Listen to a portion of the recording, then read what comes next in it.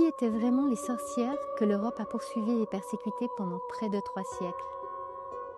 Hier diabolisées, aujourd'hui célébrées, où se situe l'équilibre? À l'exposition Sorcières au château des Ducs de Bretagne à Nantes, une question s'impose. Que raconte vraiment cette figure qui traverse les contes et l'histoire européenne?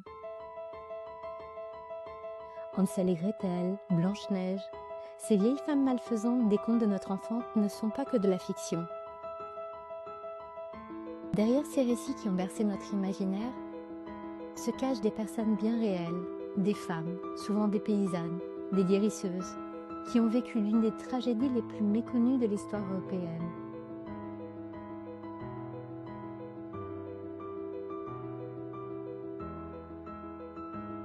Entre le XVe et le XVIIe siècle, l'Europe traverse près de 3 siècles de chasse aux sorcières, des dizaines de milliers de procès et d'exécutions, dont une immense majorité de femmes.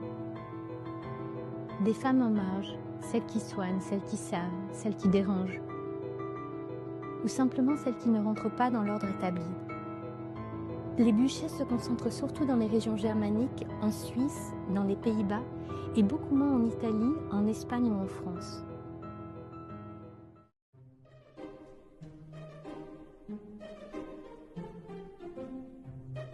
Car au départ, la magie n'est pas forcément perçue comme maléfique, même si depuis l'Antiquité, la femme est souvent considérée comme un être inférieur, fragile et potentiellement dangereux.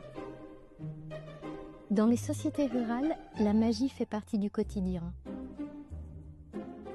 Elle soigne, elle protège, elle donne du sens à ce qui échappe à la raison, dans un monde traversé par la peur, la maladie et la mort.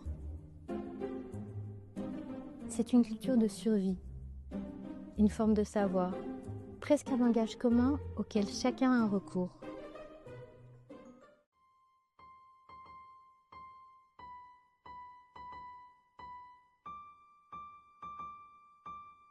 L'Église, relayée par les théologiens, notamment les dominicains, puis par les autorités civiles, associe ces pratiques au diable. Ce qui relevait d'un savoir populaire devient une menace. La sorcière devient une ennemie, une figure à traquer, à juger, à éliminer. À la Renaissance, les images jouent aussi un rôle essentiel. Les gravures de Hans Baldung, d'Albrecht Dürer ou de Jacques Degaine diffusent à travers l'Europe une vision de la sorcière associée aux forces obscures. Avant d'être condamnée par les tribunaux, la sorcière a d'abord été façonnée par les images. Les procès se multiplient, nourris par les peurs collectives, les rumeurs, parfois les rivalités locales. La torture arrache les aveux et la violence du système révèle une autre réalité. Au-delà de la peur, il s'agit également de contrôler les corps, les croyances et les communautés.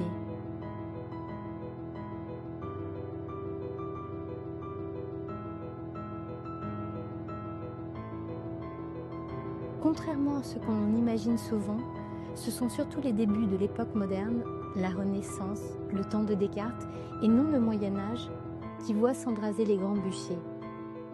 Puis lentement, la chasse s'éteint, les poursuites diminuent, les tribunaux cessent progressivement d'instruire ces affaires.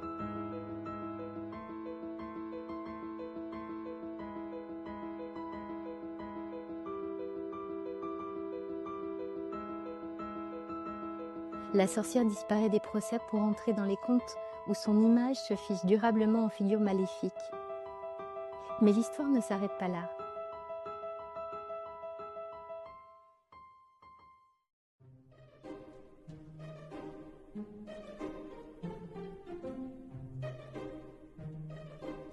À partir du XIXe siècle, tout s'inverse. Des penseurs comme Jules Michelet réhabilitent la sorcière qui devient une figure de femme libre, proche de la nature, en rupture avec l'ordre établi. Les artistes symbolistes, comme Odile Redon ou Gustave Moreau, explorent déjà des figures féminines mystérieuses et ambivalentes, proches de l'imaginaire de la sorcière. Plus tard, les surréalistes, notamment Leonora Carrington et Remedios Varo, réinvestissent cette figure en la transformant en symbole de puissance, de savoir et de liberté féminine.